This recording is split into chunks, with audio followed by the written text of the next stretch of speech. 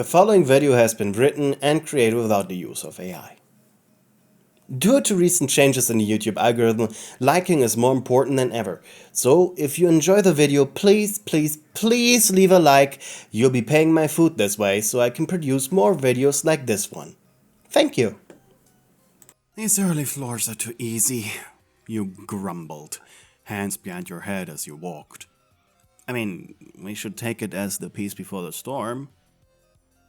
You side-glanced Cosmo, who was walking behind you at a steady pace. A safe cook is a good cook. I don't think that's a saying. It is now. Being constantly eviscerated by Twisted on the lower floors had made you numb. You were Cloudy Wizard. A magic-themed tune. Your body, while solid, had the appearance of a pink puff cloud, seemingly emerging or growing out of a dark purple wizard hat with a lavender-colored ribbon. You wore pink and white socks and had big blue eyes. As a side character of the show, you never played an important role, mostly just in the background as an asset when there was a party. Normally you just pulled a bunny plush out of your hat in the background. An ability which you still had in reality.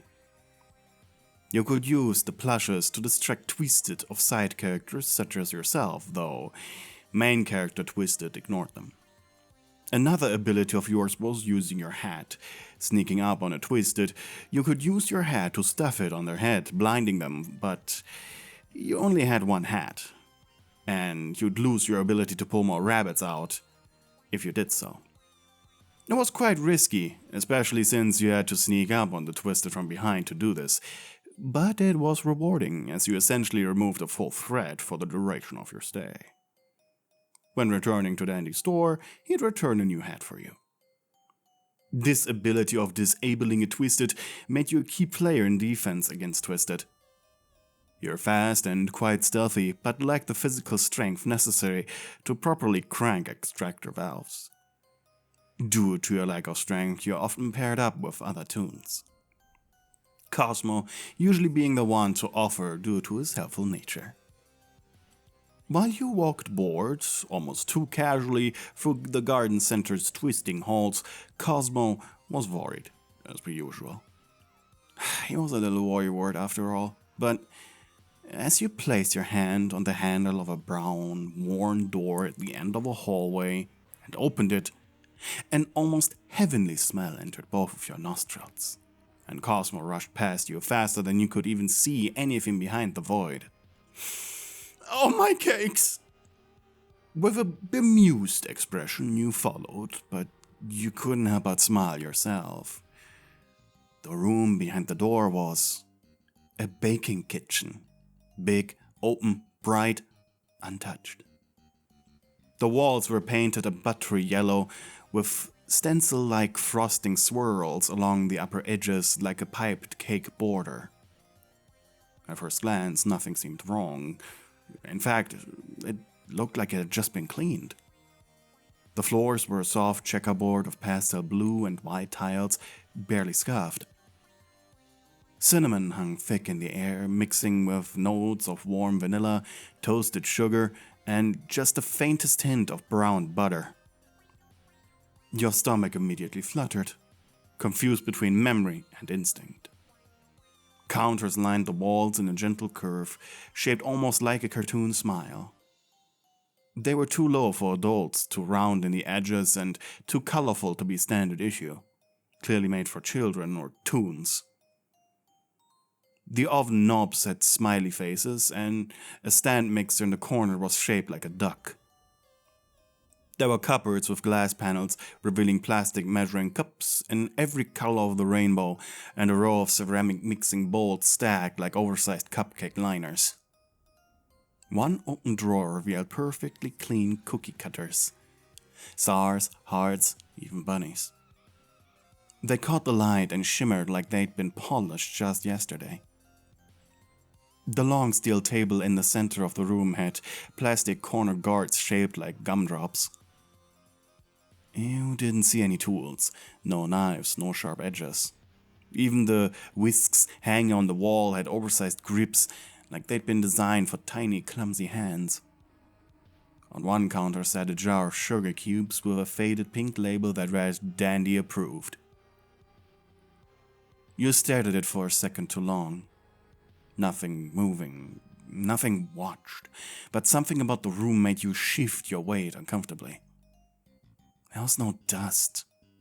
Not on the chairs tucked neatly under the center table. Not on the spotless mixer. Not even the corners of the room where grime usually collected in places like this.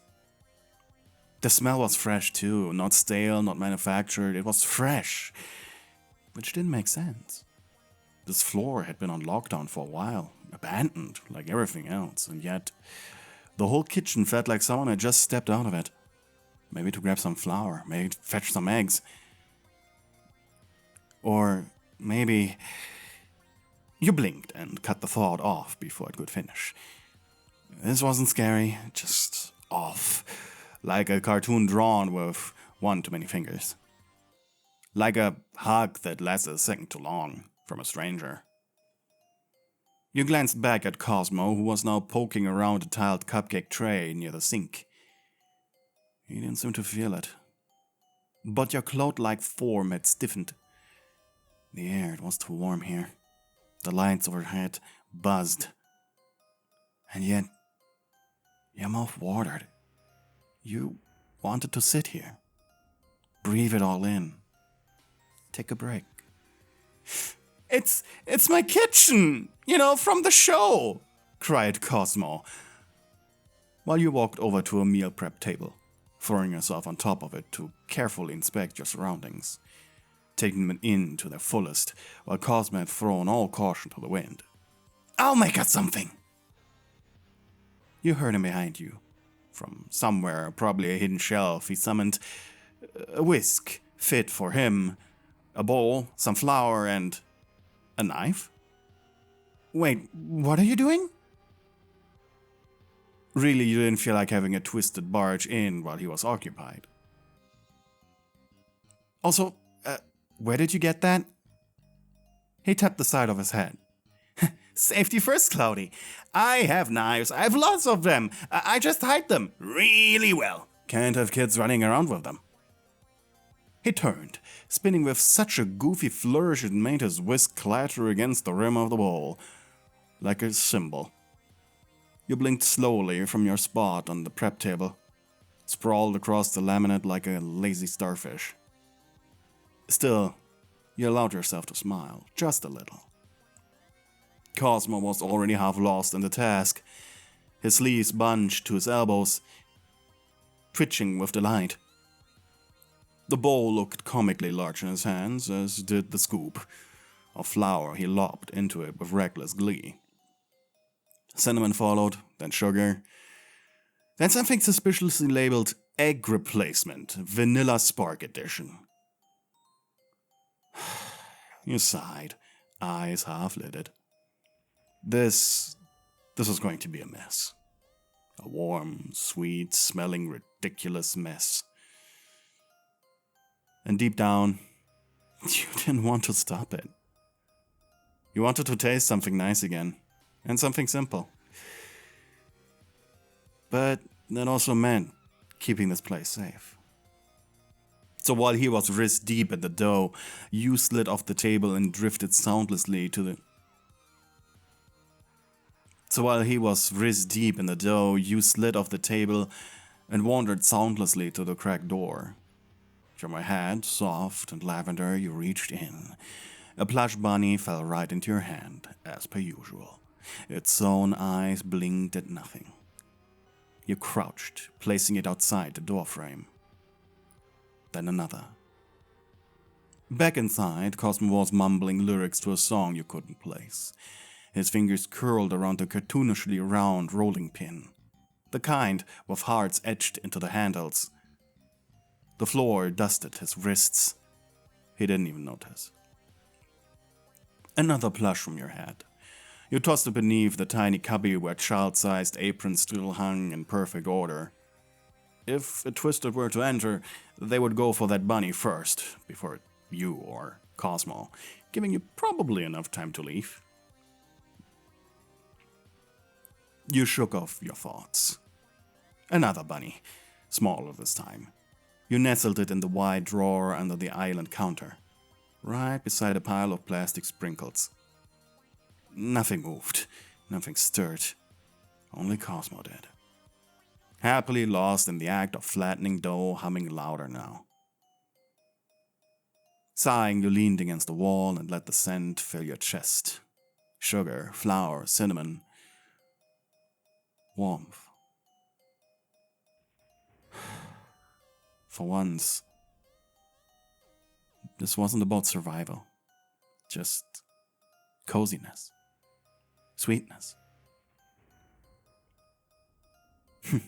Maybe if you didn't burn them, you'd even get a bite. You watched him roll out the soft dough into perfect ovals, then squeeze them slightly with a flower-shaped cutter. No chocolate, no icing, just plain sugar cookies. Golden. Honest. You wonder if he even realized how rare that kind of simplicity had become in this place.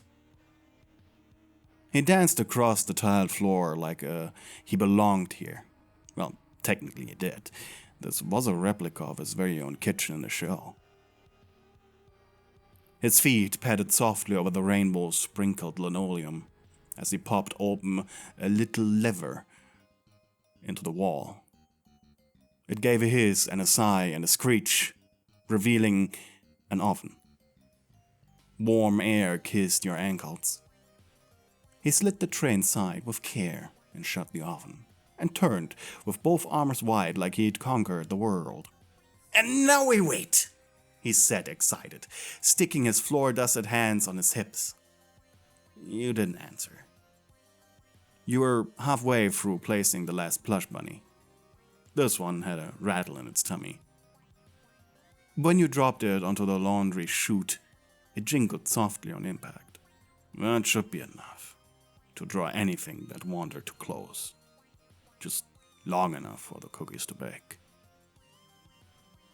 You dusted your fingers and adjusted your hat. Then you walked back towards the center of the kitchen, where Cosmo had pulled up a puffy, heart-shaped chair with "Little Chef" embroidered across it. He patted the space beside him. You sat, but not too close. Not yet. "I used the last of the good flour," he whispered like it was a secret. "I don't care, it's gonna taste good regardless," you mumbled back. The timer ticked and ticked. Softly you could hear him breathing, smiling, and waiting. Soon the cookies came out golden and steaming. The smell filled every corner of the room, chasing off that lasting, lingering edge of mildew that clung to the ceiling tiles. You didn't need to be called over. The scent did the work. Cosmo practically skipped to the counter, using oven mitts shaped like cartoon cows to pull the tray out. A puff of cinnamon sweet heat rushed up like a breath from a giant monster. He set it down with a proud flourish. "Perfect," he whispered to no one in particular. And then louder towards you he said, "2 for you, 3 for me." He offered you a warm one directly from the tray. You hesitated, but then took it. It nearly melted between your fingers. It was soft, sugary, still steaming inside the golden edges. The center was slightly underbaked, warm and tender like the middle of a dream. It stuck to the roof of your mouth in a way that made your eyes flutter. You chewed slowly to savor the taste. Though, then again, you took another bite before you'd even swallowed the first. He watched you the whole time, not smug, just longingly, hopeful, like he baked something more important than his own life. You tried not to groan, but you still let out a soft hum despite yourself. "They'd be better with cream," you muttered, licking a thumb. A smear of sugar clung to your lower lip. Cosmo tilted his head, and then grinned. Lucky for you, he purred, eyes half-lidded. I always bring my own. That hung in the air for a moment. And then your ears burned. You swallowed hard. The air between you shifted. That... Did you just flirt with me? He stepped forward slowly. Not predatory, just present. Confident in the most ridiculous way. You didn't move. You were a little dumbfounded. The kitchen was still warm from the oven. Soft lighting bathed the room in peach-tinted comfort. And you let the cookie rest on your knee. Cosmo reached out, his fingers dusted in flour. He brushed a crumb from your chin. And then, without asking, he leaned in. It wasn't a kiss, not yet. He just nudged you with his face, his breath hitting your cheek. One of his hands slid to the small of your back. The other cupped your side. You felt light, ridiculously so. Like if you exhaled too hard, you might blow away. Your solid cloud form shivered under his touch, fluffy and delicate, yet drawn closer by every slow movement. Cloudy, he said in a low voice, playful. No, you're not looking at me like that for the cookies alone. You snorted, but didn't deny it. You did spend quite a lot of time together. There was bound to be some tension built up. You just didn't realize it had been this much. And then, you turned your head and brushed your lips against his. Just barely. A whisper of contact, sweet as the sugar melting in your tongue. He made a soft noise, half laugh and half sigh, and pulled you in tighter. Not demanding, not forcefully, just there. The heat bubbling between you wasn't like the ovens. It was pulsing and alive. Your legs shifted. One of his slid between them. The bench creaked beneath your bodies as you tilted sideways, finding better perches, angling for closeness like you couldn't help it. His mouth opened against yours. His tongue was soft and tasted faintly of chocolate. You met him with your own, sticky with sugar, slick with need. There was no rush, but it was urgent. He kissed like someone who knew how to play with flavor, drawing little gasps out of you like he was tasting them, swallowing every one of them.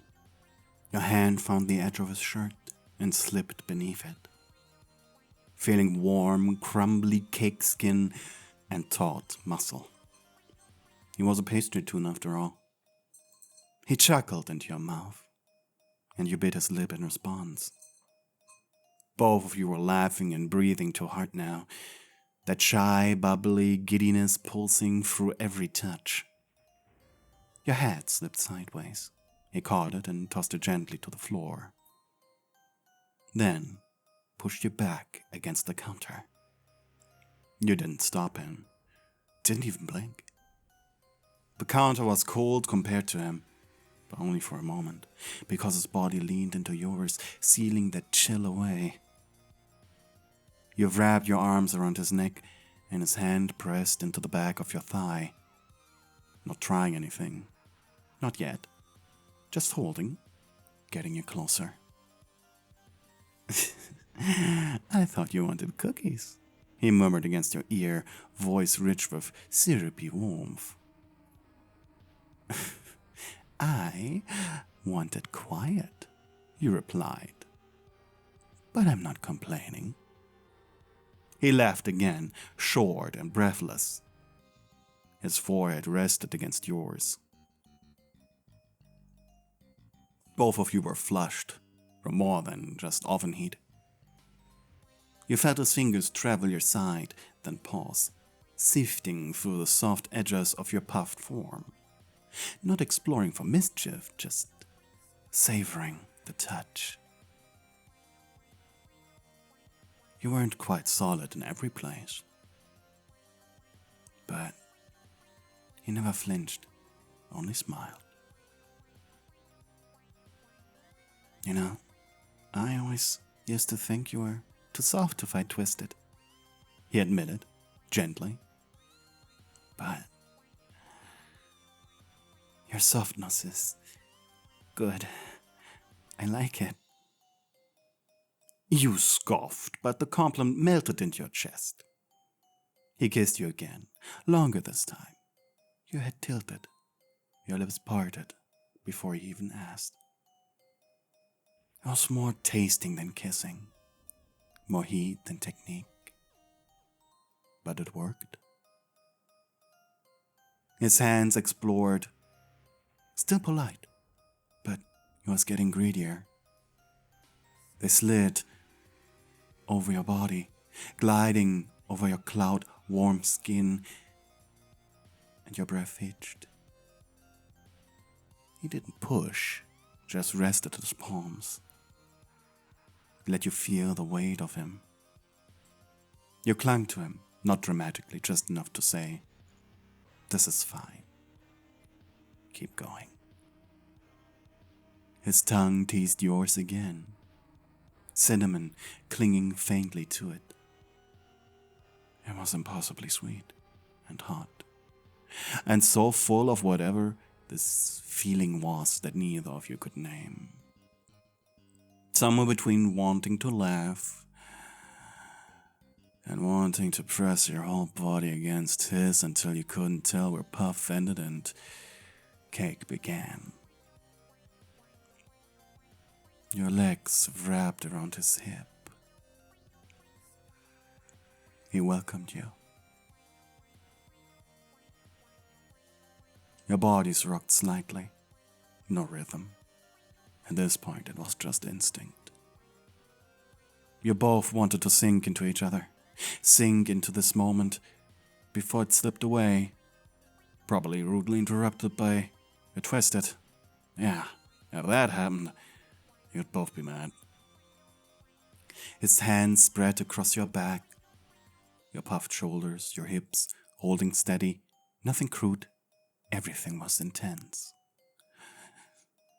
"Howdy," he murmured. You never knew your name could sound so reverent. You never knew someone could. You never knew your name could be said with such reverence. You blinked, eyes a little hazy. His hand cupped your jaw and brought your face back to his. Another kiss, slower this time. And when he finally pulled back, your body shimmered faintly with warmth. And his nose. And his face bumped yours. "Still want my cream?" he asked teasingly. You rolled your eyes. You didn't stop smiling. "Actually, I do." Hey, you reached the end of the video! That makes you part of an exclusive club. Our secret club password for this month is Rusty Spoons. Put the secret message in your comment below to tell fellow members that you watched the video until the very end. Lastly, before we say goodbye, I want to take the opportunity and thank my channel members. And if you want me to say something silly here, just have a funny account name and join my darling Steward tier. We have Meow Meow Person, Puppet Noah, ADHD Neptune, Mimi Mumu, Adrijama, Jaws, Melofia, Maxicat, Alison Watkins, Mystic Jade 111, Giovanna Moretti, Twilight Mia, Angry Boxman, and Anonymous Weep. Thank you for being darling stewards, and of course, a big thank you to all the other channel members. I cannot do this without you. Bye!